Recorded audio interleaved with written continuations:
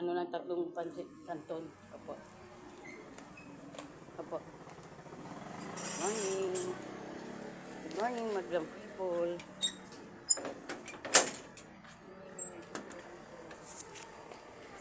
Opo.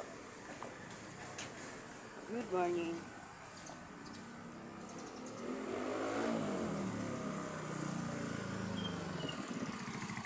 Gandang umaga. Nandito na lang po ang Lola Eva nyo sa church. Hello po. Good morning.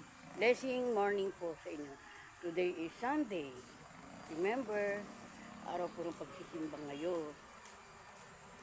Nakaraos na po yung baptism namin kahapon.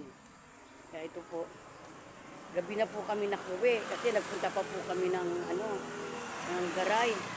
Pero hinatid naman kami ng kapatid ng anak ko. Hello maglang people. Mga kulalahan. Mga karil, hello. Inutusan na po ako ni Pastora, bumili muna ng pansit. Bili lola muna ng pansit. Gabi na po kami nakauwi, mga alas 12 pasado na po. Hinatid po kami ng kapatid ng anak ko. Kapatid ng anak ko sa ama. Hinatid po kami kagabi. Kakauwi rin po kami, alas 12 pasado na.